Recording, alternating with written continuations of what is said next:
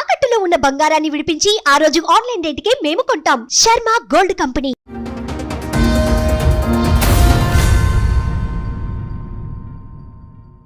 నాకంటే మా నాన్నకంటే పెద్ద ఆయన.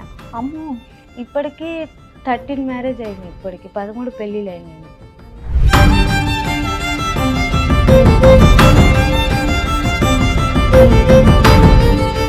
మీ హస్బెండ్ కి 13 పెళ్ళిళ్ళ? 13 పెళ్ళిళ్ళు. మీరు ఎన్నో భార్య? నేను 3వ భార్య. ఒక ఏరియా అంతా మీ ఆయనదేనే ఏంటి?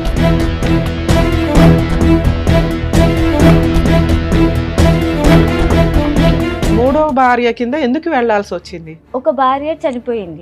సెకండ్ భార్య ఉంది. మీ నాన్న వయసు ఉన్న వ్యక్తిని 12 ఏళ్ల పిల్లనిచ్చి చేయాల్సిన అవసరం ఏంటి?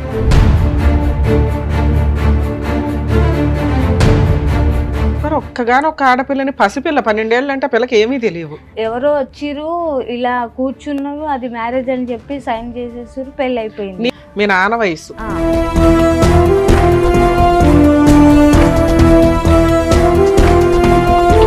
చేసుకోవాలి, నా కష్టం తెచ్చుకోవాలి. 1 రూపాయి పెట్టేవాడు కాదు, పెట్టాడు. నువ్వేం చేసినా పర్లేదు, నాకు అవసరం లేదు, నువ్వేమన్నా చేసుకో, ఎవరితనగా నువ్వు.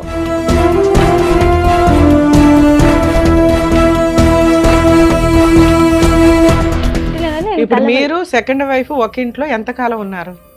ఒక 4-5 ఇయర్స్ ఉండొచ్చు మేడం. 4-5 ఇయర్స్ ఉన్నారా? అవును.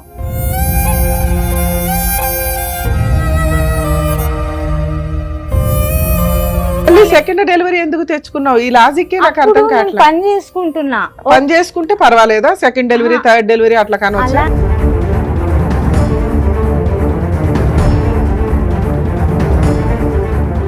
అక్కడ కూడా పిల్లలకి అన్నాడా? ఎక్కడికక్కడ తెలియదు. మరి 10 మంది అని నీకు ఎలా తెలుసు?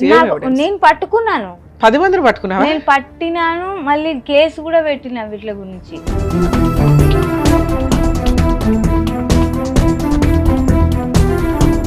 ఎవరు లేరు, ఎక్కడ వెనక లేరు, ముంగట లేరు, ఎవరు లేరు, సపోర్ట్ లేదు. ఆ పిల్లల్ని పెట్టుకొని 18 నిండుతున్న ఆమెకు నేను ఎంతగానో మనం చేయాలమ్మా.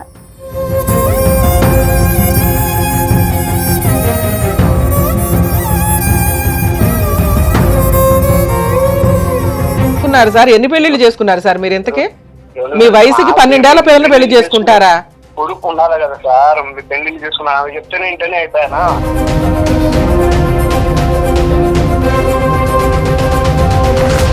మేడం నమస్తే అండి. మేడం మీ పేరేంటి, ఎక్కడి నుంచి వచ్చారు? నా పేరు ఫస్ట్ కృష్ణవేణి, తర్వాత సాజిత అని.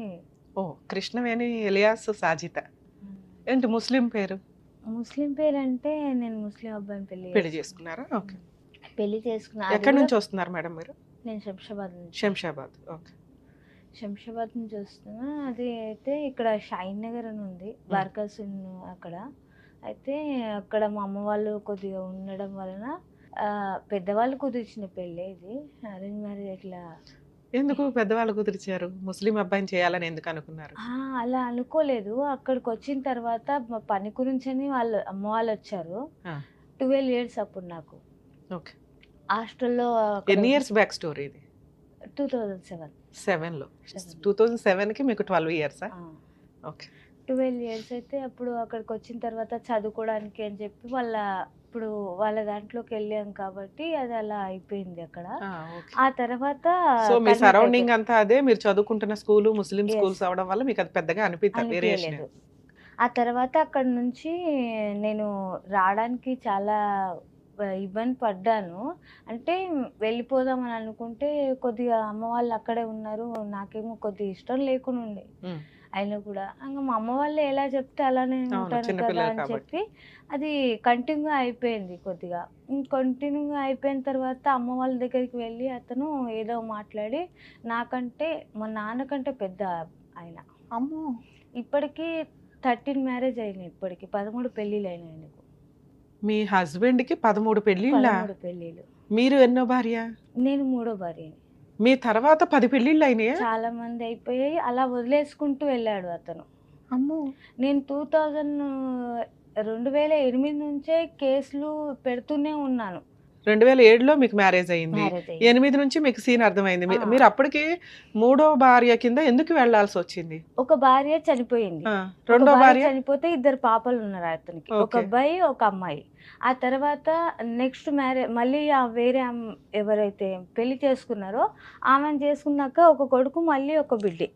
నలుగురు నలుగురు అప్పటికి. అయిపోయారు అప్పటికి. ఆ తర్వాత అప్పుడు నాకు ఐడియా లేదు, నాకు తెలియదు కూడా. ఇంట్లోనే మీకు ఇల్లరికంగా వస్తాను నేను బయటికి ఏం తీసుకోవను అమ్మాయిని. సెకండ్ భార్య ఉంది, మీ నాన్న వయసు ఉన్న వ్యక్తిని 12 ఏళ్ల పిల్లనిచ్చి చేయాల్సిన అవసరం ఏంటి? అది మీరు ఫైనాన్షియల్ వీక్, మీకు కుదరలా, మీ అవును. ఇంట్లో వాళ్ళు ఇవన్నీ పక్కన పెట్టండి. అవును, ఒక సెకండ్ వైఫ్ ఉంది కదా. అది తెలియనివ్వలేదు. సరే తెలియలేదు, ఫస్ట్ వైఫ్ చనిపోయిందని తెలుసుగా, అప్పుడు మీరు సెకండ్ భార్యగా వెళ్తున్నారుగా. అది కూడా అది తెలియదు, కూడా మ్యారేజ్ తెలియలేదా? కూడా అయ్యిందని తెలియదు మేడం మాకు. వాళ్ళు ఎక్కడ వాళ్ళు, మీరు ఎక్కడ వాళ్ళు? అతను కర్నూలు అంటారు. అంత కర్నూలు సంబంధం ఎలా వచ్చింది మీకు? కర్నూలు అంటే ఇక్కడనే సెటిల్ అయిపోయింది. ఒక 2 ఇయర్స్ ఆయన ఎంతో 10 ఏళ్ళు 11 అవును, 10 ఏళ్ల నుంచి ఇక్కడ సరే సెటిల్ అయినప్పుడు 2007, 8, 6 అంటే కనీసం చుట్టుపక్కల వాళ్ళు ఎవరు, వాళ్ళ ఫ్యామిలీస్ ఏంటి అందరికీ తెలుస్తాయి కదా. ఎవరు చెప్పలేకపోయారు మేడం. అక్కడ మీరు ఎంత మంది మొత్తం అమ్మా మీ ఇంట్లో? నేను మా 2 తమ్ముళ్ళు. నువ్వు ఉన్నది ఒక్కతే ఆడపిల్లవు కదా, అంత ఒక్కదాన్నే. కంగారేంటి మీ ఇంట్లో? అది అర్థం కాలేదు, అతను ఏం చేసిండో ఏమైందో అసలు ఏం అర్థం మీ కాలేదు. నాన్నగారు తాగుపోతా? లేదు మేడం. మరి ఒక్కగానొక్క ఆడపిల్లని, పసిపిల్ల 12 ఏళ్ళు అంటే పిల్లకి ఏమీ తెలియవు. అర్థం కాకుండా అదొక మ్యారేజ్ అంటే ఎవరో వచ్చిర్రు ఇలా కూర్చున్నారు, అది మ్యారేజ్ అని చెప్పి సైన్ చేసేసారు, పెళ్ళి అయిపోయింది. నీకంటే తెలియదమ్మా, మీ అమ్మ నాన్నకైతే బుద్ధి ఉండాలి కదా. బతికే ఉన్నారా ఇప్పటికి? అమ్మ చనిపోయింది, నాన్న నాన్న ఉన్నాడు. మీ బ్రదర్స్?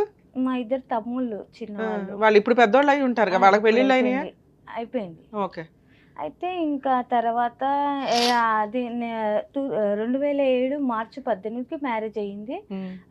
డిసెంబర్ అదే 2007 డిసెంబర్కు పెద్ద అమ్మాయి పుట్టింది. 1 ఇయర్కే పెద్ద పాప. అంటే మీకు ఎంతమంది పిల్లలు? చెప్పొచ్చలేదు, మెన్సెస్ అయిపోయినాం కదా మేడం. అది అయిపోయిన ఒక 2 డేస్కే నేను అలా అన్నందుకు అది అలా అయిపోయింది. ఇంకా ప్రెగ్నెంట్ తొందరగా వచ్చింది, నాకు కొద్దిగా అవ్వలేదు పిల్లల్ని. 13వ ఏట పిల్లని కన్నావు? నార్మల్ కూడా, అది కూడా సిజరింగ్ అయితే ఏం లేదు. తర్వాత అది అయిపోయిన తర్వాత నేను వెళ్ళాను.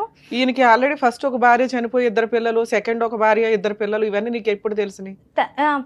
పాప పుట్టాక. ఫస్ట్ పాప పుట్టినాక మీకు ఎంతమంది పిల్లలు? 2 అమ్మాయిలు. ఎందుకమ్మా ఇద్దరు అంటే ఈ 10 మందికి ఇంకెంతమంది ఉన్నారు? ఒక ఏరియా అంతా మీ ఆయనదేనే ఏంటి?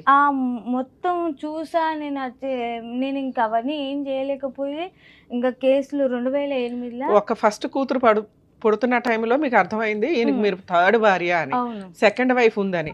ఆవిడెప్పుడు వచ్చి మీ మీద గొడవ పడ్డం కానీ ఏమీ చేయలేదు? ఆమెతో కలిసే ఉంచిండు మిమ్మల్ని తీసుకెళ్ళి. ఆమె కూడా ఎలా ఒప్పుకుందా నాకు తెలియదు అసలు. నువ్వు ఒప్పుకున్నావు? ఆవిడే అంతే, ఆవిడకి ఏమైనా సహాయతో? కాదు మేడం, అలా ఉన్నప్పుడు అంటే నాకంటే కోపం వచ్చింది, నేను కేసులు పెట్టాను. మళ్ళీ ఆమెకి ఏమైంది అసలు? నేను ఉన్నాను, నన్ను కూడా హెచ్చరించవచ్చు కదా. బానే ఆవిడ మీద పడుతున్నావు, నీ హక్కుల గురించి నువ్వు మాట్లాడడం. ఇప్పుడు మీరు ఎట్లా ఒక రీజన్ చెప్తున్నారో ఆవిడ రీజన్స్ ఆవిడకు ఉండి ఉండొచ్చు, కర్మ మనం ఏం చేయలేం. 2007, 8లో మీకు ఒక పాప పుట్టినప్పుడే మీకు సెకండ్ వైఫ్ ఉంది, పిల్లలు ఉన్నారు, ఆవిడ దగ్గరికి తీసుకెళ్లి మిమ్మల్ని ఉంచారు అన్నప్పుడు మీకు మళ్ళీ సెకండ్ డెలివరీ ఎప్పుడు ఎందుకు వచ్చింది? సెకండ్ డెలివరీ అంటే ఆ తర్వాత అది అయిపోయిన తర్వాత నేను PS లో కేసు వేసాను. ఇంట్లో ఉన్నప్పుడు పాడిచేరి PS లో కేసు వేసాను. ఆ రోజుల్లో చాలా పెద్ద కేసులు అమ్మా అవి. అసలు మేడం పట్టించుకోలేదు మేడం నిజం చెప్తే. కానీ ఇతను ఏదో తెలియదు, కానీ ఏదో చేశారు, అది అర్థం కాలేదు నాకైతే. కేసు అక్కడిదక్కడ అది అక్కడనే కాంప్రమైజ్ అయిపోయింది. పాప ఉంది ఎందుకులే కలిసి ఉందాం అనే అది అయిపోతే 11 నెలలు ఉంది పాప. 11 నెలల పాపను అమ్మ దగ్గర వదిలేసి బషీర్బాగ్లో పనికి పెట్టిండు నన్ను. అక్కడికి వచ్చిన తర్వాత నేను అక్కడ ఉన్న ఆయన వస్తూ పోతూ చిన్న తమ్ముని తీసుకొని పని చేసుకున్నా. ఆ తర్వాత తను తీసుకొని వచ్చిన తర్వాత అక్కడ నుంచి మా ఆయన ఇలా రావడం చేయడము అది కొద్దిగా మాకు కూడా అంత అనిపించలేదు నాకు కూడా. ఆ తర్వాత 2010లో మా చిన్న పాప పుట్టింది. అప్పుడు పుట్టేసిన తర్వాత ఇంకా అవన్నీ అయిపోయిన తర్వాత నేను ఏం చెప్పలేను. ఇంకా నాకు ఆయన కొద్దిగా ఇలా చేస్తుండు, ఇంకెక్కువనే అవుతున్నాయి పెళ్ళిళ్ళు ఇవన్నీ అవుతున్నాయి, వద్దు ఇంకా ఈయనతో కలిసి ఉండడం కష్టమవుతుంది నాకు అని చెప్పి నేను అనుకున్నా. కానీ దూరమే పెట్టినా కానీ ఇప్పుడు మీరు సెకండ్ వైఫ్ ఒక ఇంట్లో ఎంత కాలం ఉన్నారు? ఒక 4-5 years ఉండొచ్చు మేడం. 4-5 years ఉన్నారా? అవును. వంట ఎవరు చేసేవాళ్ళు మీ ఇద్దరిలో? ఇద్దరం చేసేవాళ్ళము కలిసి బాగా అంతా అన్యోన్యం. ఉండడం. అలానే కలిసి ఉండడం, అక్క అని అప్పుడు పిలవడము. ఈ 4 years లో నువ్వు ఆవిడ మోటివేట్ చేయలేదా, మన ఇద్దరికి అన్యాయం చేశాడు, ఇంకెంతమందికి చెప్పాను నేను. చేస్తున్నాడో బయట, చెప్పాను, కనుక్కుందాము అని? తను నాకు చెప్పింది, నేను ఏం చేయలేను, నేను నువ్వే చేసేది ఉంటే ఏదన్నా చేయని నేను ఇలానే ధైర్యశాలి కాదని చెప్పేసింది. నీకు ఒప్పేసుకుంది. ఆమె అదే చెప్పింది. చెప్తే నేను సరేలే ఇంకేం చేయలేను నేనని చెప్పి సైలెంట్. నాకు తెలిసినప్పుడల్లా నేను వెళ్ళి కేసెస్ పెట్టాను, కొట్లాడాను, ఫైట్ చేశాను, అన్నీ అయిపోయినాయి. ఇప్పుడు మీ వయసు ఎంత, మీ ఆయన వయసు ఎంత? నా వయసు ఇప్పుడు 32 మేడం. 32. అతనిదేమో 60+ ఏదో ఉంటుంది. 60 అయితే కామన్ గా, ఎందుకంటే మీ నాన్న వయసు. నాన్నకే 60 పై అయిపోయింది. 65 ఉంది నాన్నకు ఇప్పుడు. అయితే ఇంకా అది అయిపోయింది. ఇంకా అంత అయిపోయిన తర్వాత మేము అక్కడ ఇక్కడ చాలా చోట్ల వెళ్ళాను. అమ్మ ఆ పిల్లని తీసుకొని అతనితో ఉంటూ, సెకండ్ వైఫ్ తో ఉంటూ కోర్టులో కేసులు వేస్తూ తిరిగాను. ఊరుకున్నాడా మరి నువ్వు అట్లా కోర్టుల చుట్టూ తిరుగుతుంటే? చేసుకో ఎవరో చూస్తారు, నేను నువ్వు చూస్తా. పోలీస్ స్టేషన్కి వెళ్ళి కేసులు వేసి మళ్ళీ ఇంటికి వచ్చి ఇంట్లో వంట చేసుకొని తింటూ అందరూ హ్యాపీగా నా పడుకుంటున్నారు. పని నేను చేసుకోవాలి, నా కష్టం తెచ్చుకోవాలి. ₹1 పెట్టేవాడు కాదు, పెట్టాడు. అప్పుడు ఆ ఇంట్లో ఎందుకున్నావు నాన్న? నాకు మళ్ళీ సెకండ్ డెలివరీ ఎందుకు తెచ్చుకున్నావు? ఈ లాజిక్కే నాకు అర్థం అప్పుడు నేను కావట్లేదు. పని చేసుకుంటున్నా. పని చేసుకుంటే పర్వాలేదా? సెకండ్ డెలివరీ, థర్డ్ డెలివరీ అట్లా కానొచ్చా? అలా అని కాదు మేడం, నీ తిండి ఇద్దరు నువ్వు తింటున్నావు. అమ్మాయిలకు నాకు కొద్దిగా అర్థం నీ కాలేదు. తిండి నువ్వు తింటున్నావు, నీ పిల్లలు నువ్వు పోషించుకుంటున్నావు, నువ్వు పోరాడే అంత శక్తి మీకుంది. ఉన్న టైంలో మళ్ళీ సరే ఇదే లైఫ్ లో స్పాయిల్ అయిపోయిన లైఫ్ ఎందుకు వచ్చింది? నేనేదో ఫైనాన్షియల్ గా స్ట్రాంగ్ గా ఉందో ఉన్నంత వరకు సర్దుకోవడం, ఆ టైంలో నీకు పెద్ద నాలెడ్జ్ ఉంటది కాబట్టి. రెండోది, ఒక స్టేజ్ వచ్చినాక బయటకు వచ్చేద్దాం, ఒక పిల్ల చాలు కదా, మళ్ళీ ఇంకొక డెలివరీ అంటే ఎందుకు? నాకు అంత అనుభవం లేకపోయిందమ్మా. అదొకటి ఏంటంటే, ఇద్దరు పిల్లలు అయిపోయిన తర్వాత నాకు ఒకటి తెలివి అనేది కొద్దిగా వచ్చింది అప్పుడు. ఆ తర్వాత నేను ఏం చేయాలో నాకు అర్థం కాలేదు. ఇంకా నేను అతను దూరం పెట్టేశాను. ఇంకా కలవడం అనేది ఏది లేకుండా అయిపోయింది. 2016లో మొత్తానికి ఇంకా అసలు చేతులు ఎత్తేసిండు ఆయన సైలెంట్ గా. ఇక్కడ నేను అతను అలా ఉంటారు, ఇంటి ముంగటనే ఇల్లు ఉంది. ఇప్పుడు అతని ఇంట్లోనే ఉంటున్నాను నేను. ఇక్కడ దాకా వచ్చినా కూడా నువ్వేం చేసినా పర్లేదు, నాకు అవసరం లేదు, నువ్వేమన్నా చేసుకో, ఎవరితనగా నువ్వు. 2010లో లీగల్ గా ప్రొసీడ్ అవ్వడానికి స్టార్ట్ అయ్యారు. సెకండ్ డెలివరీ అతనికి ఇంటి ఎదురుగా షిఫ్ట్ అయ్యి ఎంతకాలం అయింది? అంటే ఇంట్లో నుంచి బయటకు వచ్చి వేరే ఉంటున్నారు అన్న? అవును, వేరే అంటే అతని ఇల్లే అది కూడా. అదే అతందే, వేరే ఉంటాం అంటే అతనితో కలిసి ఉండట్లా ఒకే షెల్టర్ లో. అవును. మరి మీ అక్క ఏదైతే ఉందో సెకండ్ ఆవిడ అతనితో పాటే ఉంటుందా? ఉంటుంది. మధ్యలో ఈ 10 మంది ఇప్పుడు 15 ఏళ్ళు నువ్వు చెప్తున్న స్టోరీ. వాళ్ళంతా వదులుకుంటూ వెళ్ళిపోయారు మేడం. అతనికి ఏం చేయండో ఏం చేసిండో అవన్నీ వదిలేసుకుంటూ. సో మీ ఇద్దరు పర్మనెంట్ గా ఉన్నారు. ఆ తర్వాత 10 మంది Yes, అందరూ అక్కడ కూడా పిల్లలకి అన్నాడా? ఎక్కడికక్కడ తెలియదు. తెలియదు మరి 10 మంది అని నీకు ఎలా తెలుసు? నేను పట్టుకున్నాను. 10 మందిని పట్టుకున్నావా? నేను పట్టినాను, మళ్ళీ కేసు కూడా పెట్టినా వీటి గురించి. ఎవరు ఆమె శ్వేతారెడ్డి అని ఉండే, అక్కడికి వెళ్తే అక్కడ కేసు అయింది 498A. ఓకే, అది కేసు అయింది. దాని గురించి తిరుగుతున్నాడు. ఇంకా నేను ఏం చేయలేను అంటే, నేను నా పిల్లలకే కావాలి, నాకేం అవసరం లేదు ఇప్పుడు. సో ఏదైనా ఒక ఫుల్ అండ్ ఫైనల్ సెటిల్మెంట్ చేస్తే బాగుండాలనుకొని 15 ఏళ్ల నుంచి పోరాడుతున్నామా. ఇప్పటిదాకా ఎక్కడ పోయినా సరే తిరుగుడు అవుతుంది, అంతకు మించి ఏం అవ్వట్లేదు నాకు. సరూర్నగర్ ఉమేష్ పిఎస్కి వెళ్ళా, బాలాపూర్కి వెళ్ళా, పాడిషేరికి వెళ్ళినా, ఇంకా చాలా చోటుకి వెళ్ళినా. ఇలా కూడా వచ్చిన, ఇంకా ఇక్కడికి వెళ్ళాలి, ఇంకెప్పటిదాకా వెళ్ళాలి. కోర్టుకి వెళ్ళావా? ఎందుకని? నాకు ఇవ్వలేదు కదా ఏది, నాకు అసలు రప్పిలే చెప్పలేదు, ఫోన్ చేయలేదు. కోర్టుకి వెళ్ళాలి కదా, కోర్టుకి ఎందుకు వెళ్ళాలి? అంటే కోర్టుకి వెళ్ళాలి అంటే నాకు కాల్ వస్తే నేను వెళ్తాను కదమ్మా, నాకు అర్థం కాలేదు అది. అడ్వకేట్ని ఎందుకు పెట్టుకోలే? నా దగ్గర అంత స్తోమత ఉంటే నేను ఇక్కడ దాకా వస్తానా అమ్మా? అసలు ఏం పని చేస్తారు మీరు? నేను లేబర్ పని చేసుకుంటున్నా. మీ పిల్లల వయసు ఎంత ఇప్పుడు? ఏం చేస్తున్నారు వాళ్ళు? ఒక అమ్మాయికి ఇప్పుడు 2015కి, ఇప్పుడు 2015కి, ఇప్పుడు ఈ డిసెంబర్ కదా, 15కు 18 వస్తాయి పెద్ద అమ్మాయికి. రెండో అమ్మాయికి 17. పిల్లలు చదువుకుంటున్నారమ్మా? ఓకే. ఇక్కడికి ఎందుకు వచ్చారు? నాకు ఏదో ఒకటి పిల్లలకు ఆదరు చూపించాలంటని అనుకున్నామా. అమ్మ మీరు పోలీస్ స్టేషన్లకు వెళితే మీరు ఏం కేసులు వేసుకోవాలో మీకు చెప్పుంటారు. చెప్పలేదా? చెప్తారు తల్లి. ఒకటే చెప్పారు 498A. అది పోలీస్ స్టేషన్ లో అక్కడ వేస్తారు. సార్ నేను అడ్వకేట్లను పెట్టుకోలేను, నా పిల్లలకి నాకు నెల నెల మెయింటెనెన్స్ కావాలి అని అడిగితే ఫ్రీ లీగల్ ఎయిడ్ కి పంపిస్తారు కదమ్మా మిమ్మల్ని. 15 ఏళ్లలో మీకు ఒక్కళ్ళు కూడా ఈ సలహా లేదు, చెప్పలేదా? అసలు మా సలహా షోలు చూసినా నేను నీకు అర్థం మిమ్మల్ని అవుతుందిగా. చూసాకే వచ్చాను ఇక్కడ దాకా. అయ్యో మీ వీడియోస్ చూసాకే నాకు కొద్దిగా ధైర్యం వచ్చింది ఇక్కడికి రానికే. ఎవరు లేరు, ఎక్కడ వెనక లేరు, ముంగట లేరు, ఎవరు లేరు, సపోర్ట్ లేదు. ఆ పిల్లల్ని పెట్టుకొని 18 నిండుతున్న ఆమెకు నేను ఎంతగానో మనం చేయాలమ్మా. మీ హస్బెండ్ ఫోన్ తీస్తాడా ఇప్పుడు మాట్లాడితే? తీస్తాడు, వేరే వాళ్ళ ఫోన్లతో చేస్తే తీస్తాడు, నా ఫోన్తో అయితే తీయడు. తీసి ఏంటి అని అడిగితే చెప్తాడా? చెప్తాడు, ఏంటి కేసు ఇలా అయ్యి ఏంటది అని అడిగితే మరి ఏం చెప్తాడో తెలియదు, ఐడియా అయితే లేదు. కేసు అయితే ఉంది ఆల్రెడీ. ఇప్పుడు మీరు ఉంటున్న ఇల్లు ఎవరి పేరు మీద ఉంది? ఎంత వాల్యూ చేస్తుంది? 75 అది 75 గజాలు అంటారు కదా మేడం. అది 2 రూమ్లు ఉన్నాయి. ప్రస్తుతానికి అయితే అందులో నేను ఉంటున్నా.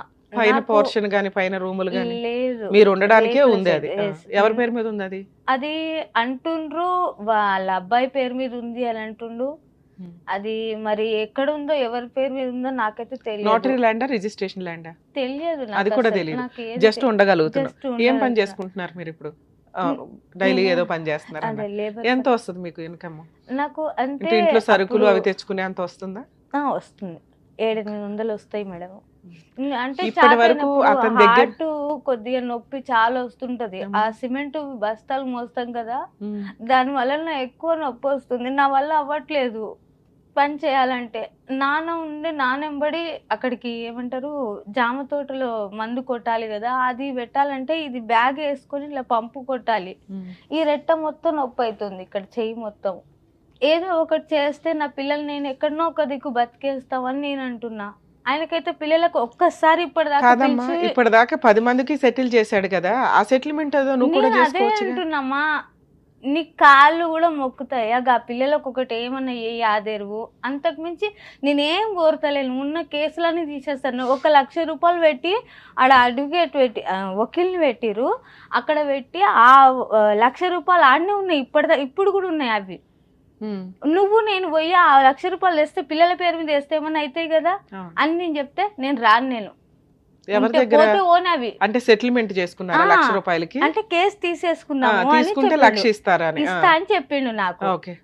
అదే 1 లక్ష నేను కేసు తీసేస్తా పోని, ఆ 1 లక్ష రూపాయలు పిల్లల పేరు మీద వేస్తే ఏమన్నా అవసరానికి వస్తాయి కదా అని చెప్పింది. నేను నేను నీ ఎంబడి రాను. నేను నా ఎంబడి రాకపోతే నువ్వు వేరేగా రా, నేను వేరేగా పోతా. కోర్టులో కేసు పేపర్లు తీసుకొచ్చారా? ఫోటోలు కూడా అసలు దిగలేదు, కానీ ఏదో ఒక ఫోటో ఉండాలి కదా అని చెప్పి ఈ ఫోటో అయినది. ఇది అందరినీ ఇలా ముస్లింల అంటే హిందువులను మనని ముస్లింలుగా మారుస్తాడు అతను. ఈయన అందరినీ మార్చేస్తాడు. అది ఏం చదువుతాడో మరి ఏం ఊపుతాడో అంటే మాట్లాడవచ్చు. ఇవి అంటే మార్చి అందరికి చూపిస్తాడు ఇలా. ఓకే, హిందూ మహిళల్ని ఇట్లా ముస్లిమ్స్ కింద మార్చాను అనేది ఒక ట్రస్ట్ అన్నమాట. అసలు మెయిన్ గా రీజన్ ఏంటంటే అసలు చెప్పాలా చెప్పొద్దు కానీ లేడీస్ అయితే మా హస్బెండ్ ఎవరు లేకపోతే వాళ్ళని మాత్రం తెచ్చుకుంటాడు, ఈయన పెళ్లి చేసుకుంటాడు, లేకపోతే వేరేలకు డబ్బులకు పెళ్లి చేసిస్తాడు. దారుణం. హిందువుల్ని ముస్లిం గా మార్చే ఒక ట్రస్ట్. అదేంటమ్మా ఎంఓయూనా సెటిల్మెంట్ అయిన డీడా? కాదు మేడం, ఇది డైవర్స్ అని చెప్పి ఇల్లు పేపర్లు ఇల్లు రాసిస్తున్నాను చెప్పి నా దగ్గర 2016 సైన్ తీసుకుండు. కానీ అది ఏమంటారు నేను విడిచిపెడుతున్నానని చెప్పి రాపించుకున్నంట. అయినా కూడా పర్లేదు నేను ఎట్లయినా విడిచిపెడుతున్నా అని చెప్పి నేను. ఇది ఇచ్చాడు. ఇల్లు ఇచ్చాడా? ఇల్లు ఇవ్వలేదు, ఏమి ఇవ్వలేదు. మరి ఇల్లు ఇవ్వకుండా నువ్వు సంతకాలు ఎట్లా పెడతావమ్మా? ఇల్లు ఇచ్చిన రోజు పెట్టాలి కదా.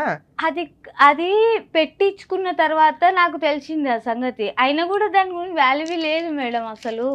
సిగ్నేచర్ అయితే పెట్టావు కదా, ఇదేం వ్యాలిడ్ కాదు కానీ లీగల్ గా సిగ్నేచర్లు పెట్టినట్టు లెక్క కదా. ఎందుకు పెట్టాలి ఇట్లాంటివి అయినా అని ఆ పేపర్ల మీద బతుకుతాడు ఆయన. అదే ఇప్పుడు ఇది ఉంది అమ్మాయి. సో ఈ అమ్మాయి థర్డ్ వైఫ్ అండి, కాబట్టి ఆవిడ మ్యూచువల్ గా ఒప్పేసుకుంది, అందుకని నేను వేరే పెళ్లి చేసుకున్నాను అంటాడు. ఇప్పుడు నేను మాట్లాడినా కూడా వేరే పెళ్లి చేసుకున్నాను, నేను 10 పెళ్లిళ్ళు చేసుకున్నాడు, 1-2 కాదు.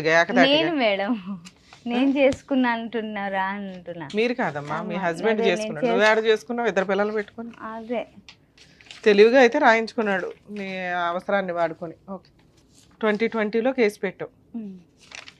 2020లో కాదు మేడం, ఇది నేను అప్పుడు చాలా రోజులు ముగ్గురు మీద అయిపోతుంది. పెట్టావు కదమ్మా, వీళ్ళు ఎవరు? వాళ్ళు జైనా బేగం, కొట్టిర్రు.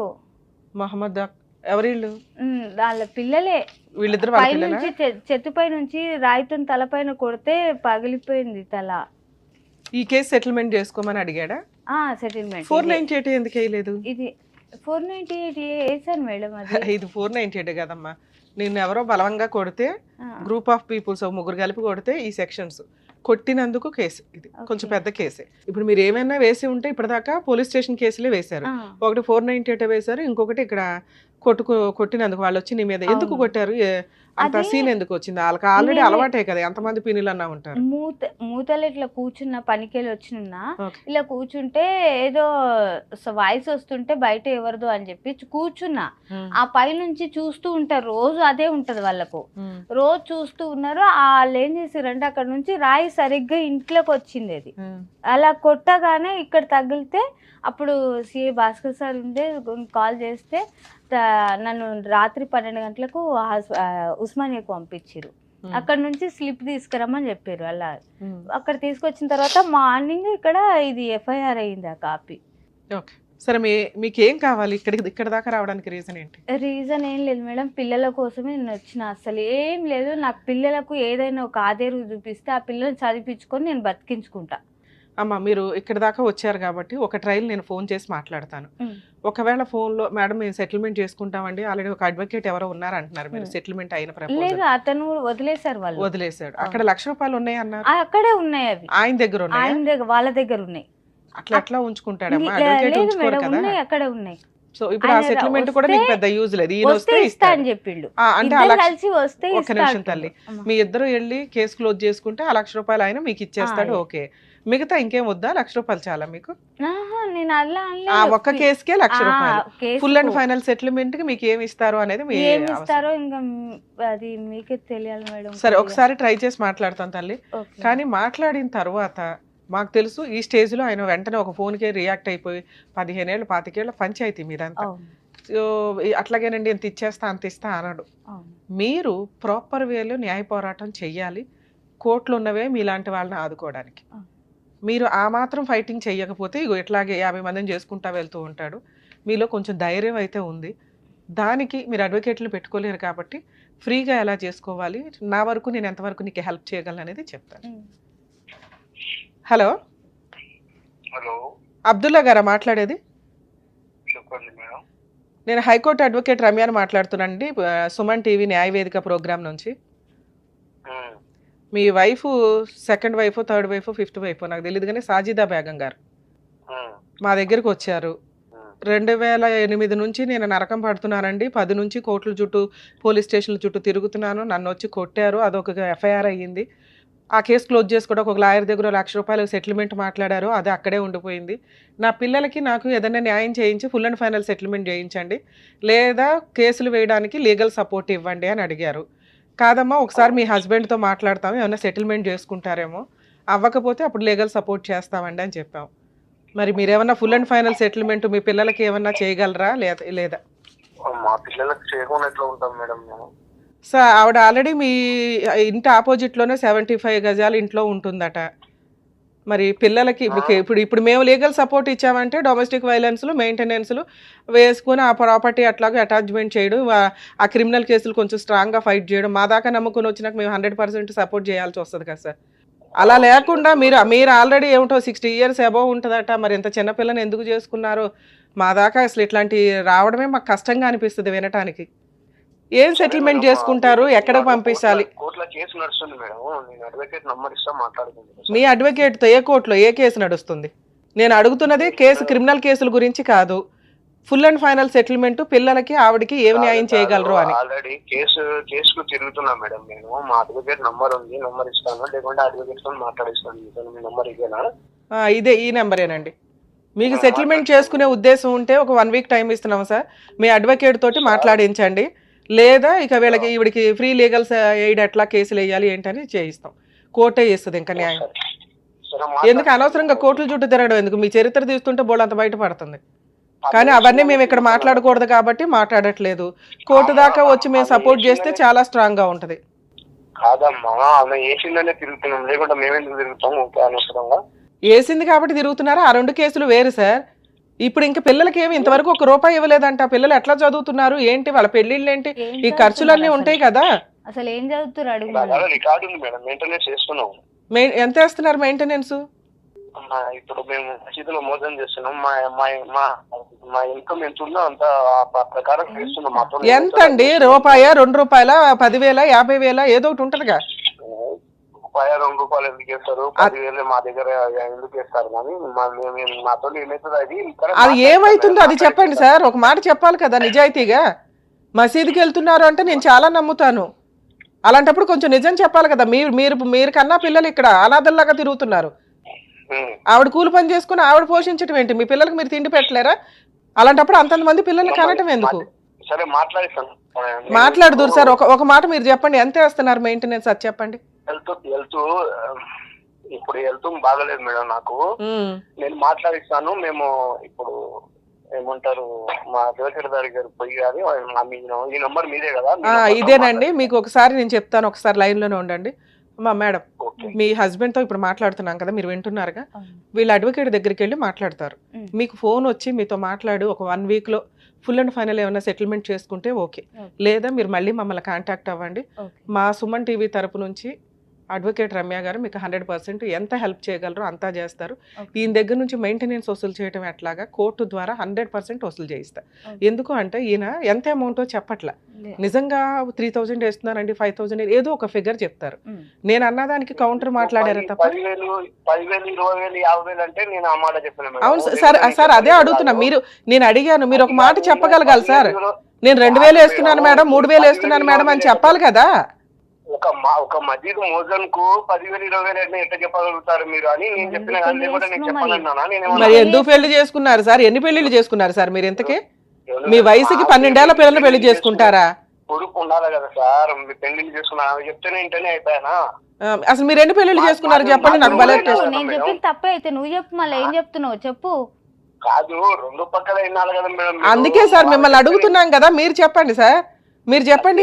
నేను 2 క్వశ్చన్లు అడుగుతున్నాను సార్, ఇంకేం అడగట్లా. మీరు ఎట్లాగో మీ అడ్వకేట్ ద్వారా మాట్లాడతానన్నారు, ఆయనతో మాట్లాడతాం. కానీ మన వ్యూయర్స్ కూడా జనాలకి తెలియాలి కదా ఈయన ఎంత మంచి వ్యక్తి అని. ఇప్పుడు 1 side మాట్లాడితే కరెక్ట్ కాదు. నేను 2 క్వశ్చన్లు అడుగుతున్నా. మీరు మెయింటెనెన్స్ ఎంత ఇస్తున్నారు వాళ్ళకి? మేము మెయింటెనెన్స్ 2,000 ఇస్తున్నాం మేడం. 2,000 ఇస్తున్నారా? మా 2,000 వస్తున్నాయా? లేదు, నాకు దానికి అవ్వట్లేదు, దాంతో కావట్లేదు అని చెప్పి ఒక 1 month కింద నేను అడిగాను. కాదయ్యా దాంతో అవ్వట్లేదా, 2,000 తోటి ఈ రోజుల్లో 2,000 తోటి నీకు ఇల్లు గడిచిపోవాలి. ఒక్క నిమిషం, ఒక వారం లోపల తీసుకొని పోతే సార్ ఈ 2,000, 10,000 పంచాయతీలు వద్దు కానీ ఫుల్ అండ్ ఫైనల్ సెటిల్మెంట్ చేసేయండి. వాళ్ళకు 20 లక్షలు, 10 లక్షలు ఏం మాట్లాడుకుంటారో ఒకసారి మాట్లాడుకోండి. మేడం ఇది సెటిల్మెంట్ అయిపోయిందంటే ఆ అమ్మాయి మాకు 1 week లో ఫోన్ చేస్తే ఓకే. లేదా మీరు మీ లాయర్ ద్వారానే కోర్టులో మాట్లాడుతున్నారు. ఏమనంటే ఈ లాయర్ల గురించి అయితే బాగా ఈ లాయర్ల పంచాయతీలు మాకు తెలుసు కానీ మాట్లాడదాం. అంటే లాయర్ తీసుకొస్తాడు మేడం. ఏమనంటే కేసు కోర్టు అయినా ఆడ పిఎస్ కోంగలే లాయర్ వెంటనే ఎక్కడ ఉంటారో మరి తెలియదు, వాళ్ళు ఎలా వస్తారో తెలియదు. ఇలా కేసు అయిందో లేదో అలా వస్తారో ఇలా ఇచ్చి వెళ్ళిపోతారు. తల్లి మీరు కనీసం 2,000 వేస్తున్నారనే మాట మాకు చెప్పాలి ఫస్ట్ గా. అది బేసిక్ కదా. లేదు మిమ్మల్ని అనట్లేదు, వెయ్యరు అదేదో టైం పాస్ గా అప్పుడప్పుడు వేసే పంచాయతీ తప్ప ఆయన రెగ్యులర్ గా వెయ్యట్లేదు, ఏమి లేదు. నేనేమన్నా ₹1, ₹2, ₹1,000, ₹10,000, ₹50,000 అని అన్నదానికి ఆయనకి అంత వచ్చి లేదు మేడం నేను 2,000 వేస్తున్నానని చెప్పొచ్చు. అంటే 2,000 ఈ రోజుల్లో ఎందుకు పనికిరాదనేది ఆయనకి అర్థమవుతుంది. 3 బతకాలి 2,000 మీద. పోనీ ఓన్ హౌస్ ఉందని అనుకున్నా కూడా పిల్లల చదువులు కానీ వాళ్ళ పెళ్ళిళ్ళు కానీ ఇవన్నీ హెల్త్ కానీ ఇవన్నీ ఉంటాయి కదమ్మా. సో ఇది కరెక్ట్ కాదు. ఇక్కడ ఆయన మీద గట్టిగా పోరాడే వాళ్ళు ఎవరూ లేరు. నువ్వు పోరాడే విధానం కూడా సరిగ్గా అనిపించట్లే. ఈ అమ్మాయి వెనకాల ఎవరు లేరు, ఏమీ చెయ్యర్లే అని. సో ఇప్పుడు నేను మాట్లాడుతున్నది ఏంటంటే ఒక 1 week 10 days టైం తీసుకోండి. వాళ్ళు కాంటాక్ట్ అయ్యారా అయినట్లు, అవ్వకపోతే మీరు ఎక్కడ ఉంటారో Pahad Sharif ఏదన్నారు city civil court దగ్గర. సిటీ సివిల్ కోర్టు తెలుసుగా, చార్మినార్ దగ్గర. సో ఇప్పుడు నీకున్న ఆప్షన్ ఏంటి? సిటీ సివిల్ కోర్టు చార్మినార్ దగ్గర మన హైదరాబాద్ డిస్ట్రిక్ట్ కోర్టు అది. అక్కడికి వెళ్ళి మేడం ఇట్లా కేసు ప్రొసీడింగ్స్ 498 ఈ కేసు నడుస్తుంది.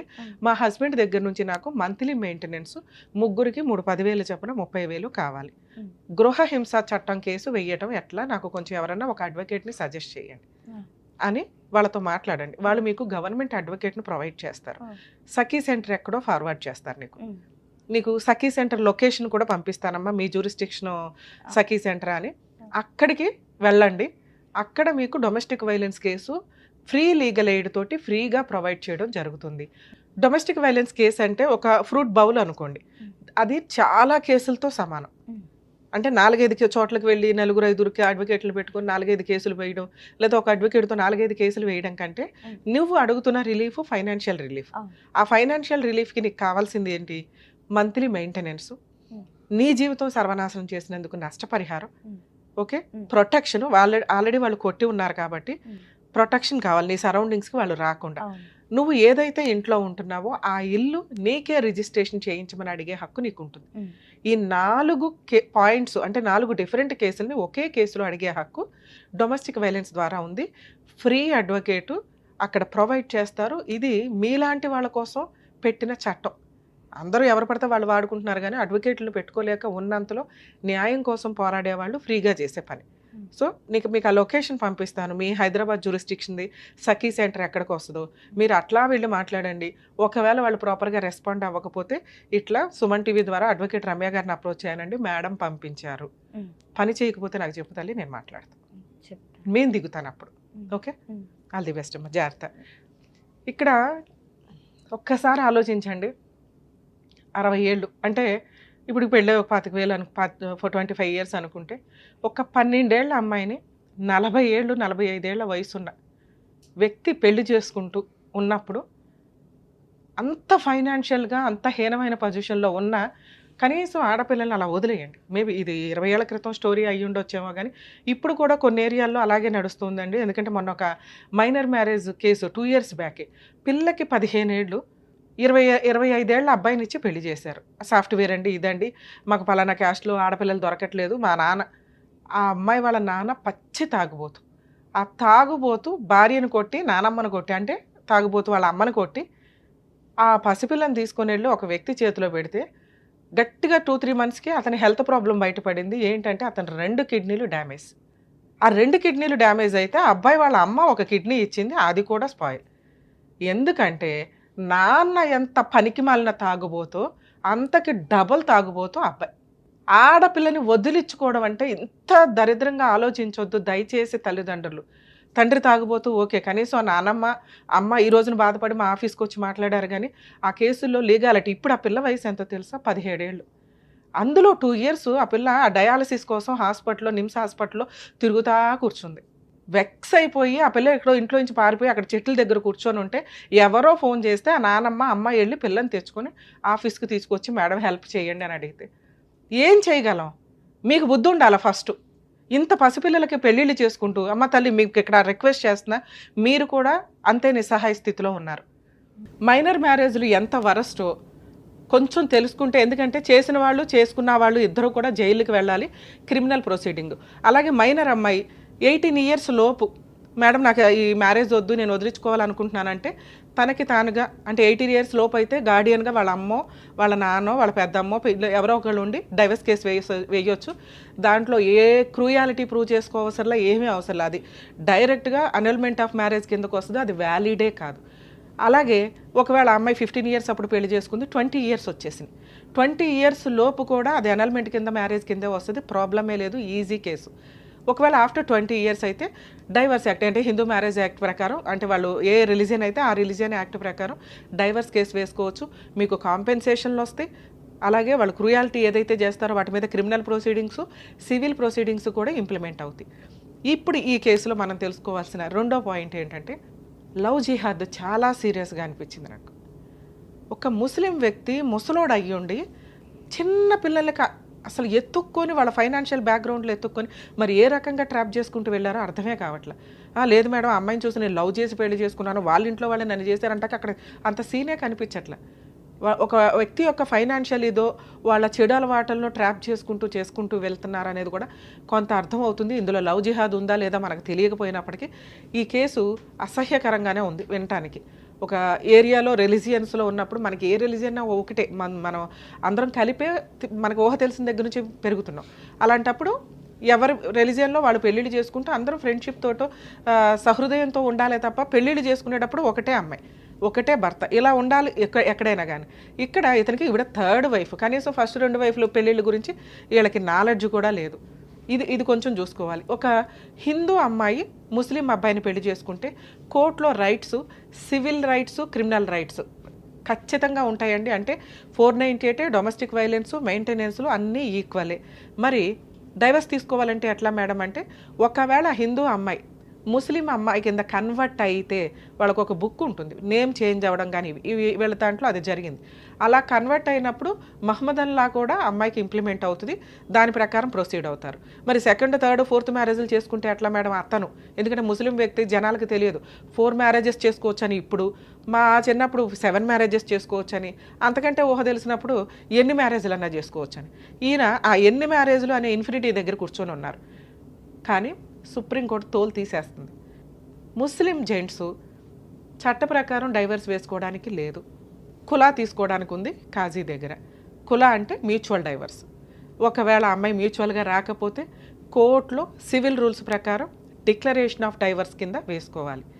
ఇక్కడ పిల్లల్ని కూడా పట్టించుకోకుండా ఇష్టం వచ్చినట్టు పెళ్ళిళ్ళు చేసుకుంటూ వెళ్తే క్రిమినల్ కేసు చాలా స్ట్రాంగ్గా ఉంటుంది. ఇదే పద్ధతి మీరు దుబాయ్ కానీ అక్కడ చూస్తే, ఒకవేళ ఫస్ట్ మ్యారేజ్ నుంచి 2nd మ్యారేజ్ చేసుకోవాలి అంటే ఫస్ట్ వైఫ్కి ఫైనాన్షియల్గా 50% సెటిల్ చేయాల్సి ఉంటుంది.